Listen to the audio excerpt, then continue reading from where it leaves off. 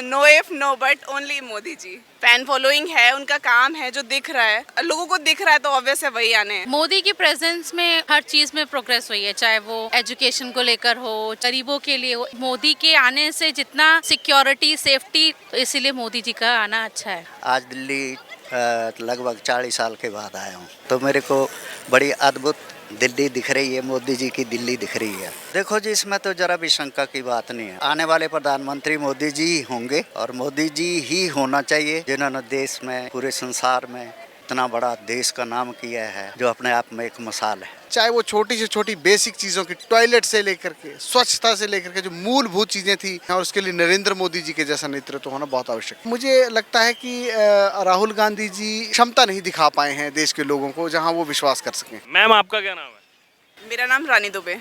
आप भी नोएडा से? सेम।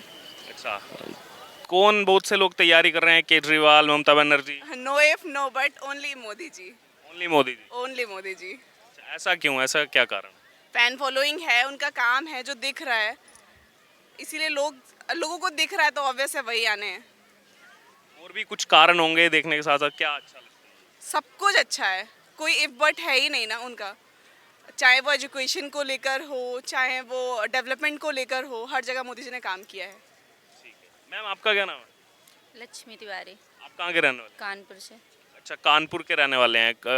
जो वो पूरा बेल्ट है वो कहीं ना कहीं पहले क्राइम के लिए बहुत जाना जाता था, प्रयागराज, गाजीपुर और ये पूरा कानपुर बेल्ट। अब कहते हैं कि थोड़ा सा क्राइम कम हुआ है। जो उत्तर प्रदेश सरकार है वो कहीं ना कहीं लगाम लगा रही है सब जो क्राइम वाली एक्टिविटीज़। जी, वो भी मेरे योगी जी की तरफ से है, वो भी सब अच्छा है, जो कर रहे हैं वो अच्छा कर रहे हैं। यानी कि योगी आदित्यनाथ अच्छा काम कर रहे हैं। हाँ, बहुत अच्छा कर रहे हैं। अच्छा, और क्या लग रहा है, उत्तर प्रदेश से ही कहते हैं कि दिल्ली का रास्ता होकर के जाता है प्रधानमंत्री पद के लिए, तो कौन कैपेबल है? मोदी जी की तरफ से ये भी हुआ है, सब मोदी जी कर रहे हैं, योगी जी कर रहे हैं। तो मोदी जी को ही देखना चाहते हैं आप? जी अच्छा, और कोई जो इतने लोग तैयारी कर रहे हैं? नहीं, हमें इनमें सबसे ज़्यादा डेवलपमेंट लगा है, तो हमें ये अच्छे लग रहे हैं। आइए और भी लोग जो घूम रहे हैं उनसे बात करें। मैम क्या नाम है आपका?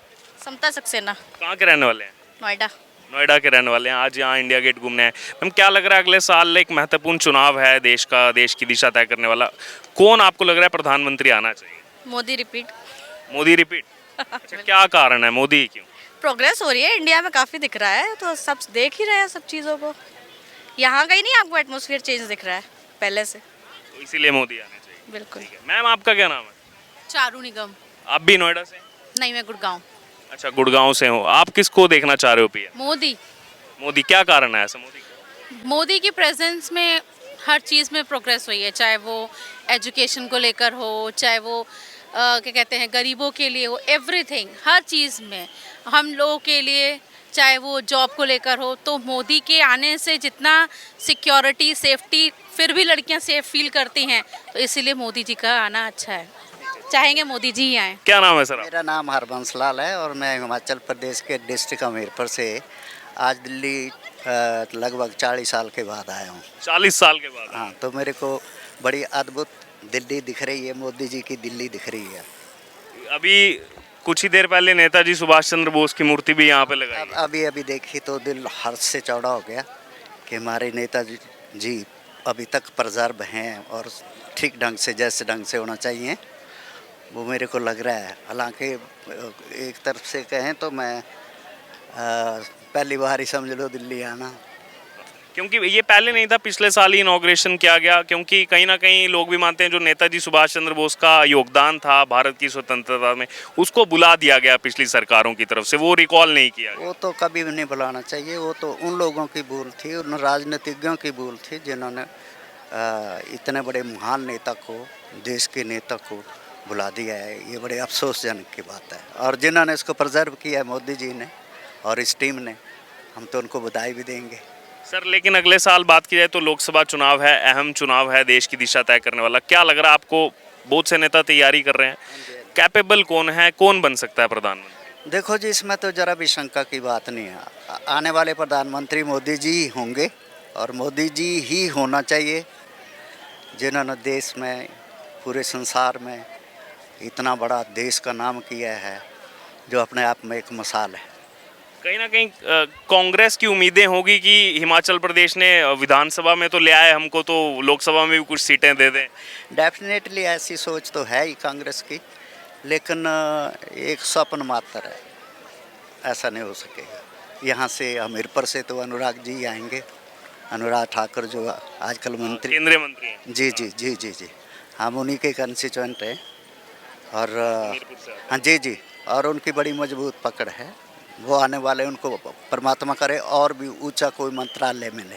लेकिन बहुत से लोग ऐसा भी कह रहे थे जब हिमाचल प्रदेश विधानसभा चुनाव का रिजल्ट आया कि उनके वहाँ पे जो विधायक खड़े हुए थे वो ज़्यादा अच्छा परफॉर्म नहीं कर पाए उनके कॉन्स्टिट्यूंसी में, तो कद घटाया जा सकता है। आप तो वहीं के निवासी हैं, आप कैसे देखते हैं इसे? नहीं, मेरा ऐसा मानना है, क्योंकि ये जो अंतर था जीत और हार में, ये मामूली अंतर था।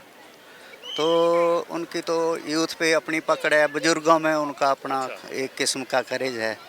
तो एवरीबॉडी लाइक्स हिम, एंड मैं सोचता हूँ कि वही जीतेंगे एंड दोबारा से केंद्रीय मंत्री बिल्कुल बनेंगे।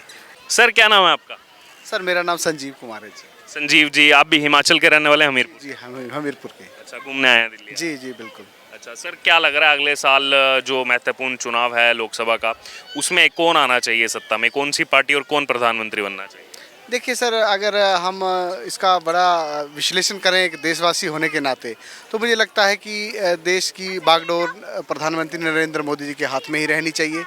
देश के प्रत्येक लोगों को ये सोचना चाहिए कि देश में जो व्यवस्था है उसको सुचारू रूप में लाना है, देश प्रगति की राह पे चले, तो उसके लिए नरेंद्र मोदी जी का आना ज़रूरी है। मुझे लगता है, ये मेरा गैर राजनीतिक विचार है। जी बिल्कुल। मुझे ये लगता है कि देश आगे बढ़ना चाहिए। जो आज तक देश में पहले नहीं हुआ, चाहे वो छोटी से छोटी बेसिक चीज़ों की, टॉयलेट से लेकर के, स्वच्छता से लेकर के, जो मूलभूत चीज़ें थी, वो कहीं ना कहीं हम पिछड़ गए थे उसमें। और मुझे लगता है कि उस ट्रैक के ऊपर दोबारा हम लोग आगे हैं। ये ट्रैक यूं ही बढ़ता रहे और हमारे देश का जो है वो चहुमुखी विकास हो, हम ये कामना करते हैं। और उसके लिए नरेंद्र मोदी जी के जैसा नेतृत्व होना बहुत आवश्यक है। एक सवाल मैंने उनसे भी किया, वो आपसे भी मैं करना चाहूँगा। सभी पार्टियां अपना एनालिसिस कर रही हैं 24 लोकसभा से पहले, कहाँ अभी कितनी सीटें आ सकती हैं, कहाँ किसके कितने विधायक हैं। वही कांग्रेस सोच विचार करके चल रही होगी कि हिमाचल प्रदेश में सरकार बनी है, बेशक छोटे मार्जिन से बनी है, तो उनकी संभावनाएं होंगी कि यहाँ के लोग अब हमको लोकसभा में भी सीटें जिता करके भेजेंगे। देखिए सर, विधानसभा की जहाँ तक बात है, तो जैसे कि आपने कहा कि कम मार्जिन से 1% के कम मार्जिन से कांग्रेस ने वहाँ पे सरकार बनाई है। लेकिन कहीं ना कहीं लोकल मुद्दे एक अलग विषय है। मैंने कम से कम बहुत सारे लोगों से बात जब मैंने की और उनका मैंने विचार जाना, तो उन्होंने कहा कि ठीक है, प्रदेश में हमने इस जो किया सो किया, लेकिन केंद्र की जो राजनीति है उसमें जो केंद्र बिंदु है वो नरेंद्र मोदी जी हैं। माननीय अनुराग ठाकुर जी केंद्रीय मंत्री हैं, हमारे क्षेत्र से आते हैं। जी जी जी जी बिल्कुल। तो निश्चित तौर पे उनका काफ़ी प्रदेश में काफ़ी दबदबा है और वो निश्चित तौर पे वो खुद जीतेंगे और चारों सीटें जो हिमाचल की है वो भारतीय जनता पार्टी के पक्ष में आएंगी। नरेंद्र मोदी जी को जो है हिमाचल सशक्त करेगा। एक आखिरी छोटा सा कमेंट लेना चाहूँगा।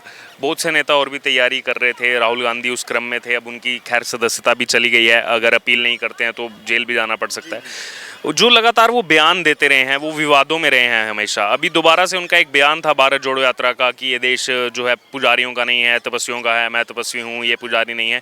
उसको लेकर हरिद्वार में केस दर्ज हो चुका है, 12 अप्रैल को इस मामले में सुनवाई है, मानहानि का केस जो पुजारियों को लेकर के कमेंट किया। जी जी जी, मुझे लगता है कि जो देश के कुछ बड़े नेता हैं, चाहे वो पक्ष के हों, विपक्ष के हों, किसी भी पार्टी से संबंधित हों, उनको बड़े सोच समझ करके बयानबाजी करनी चाहिए।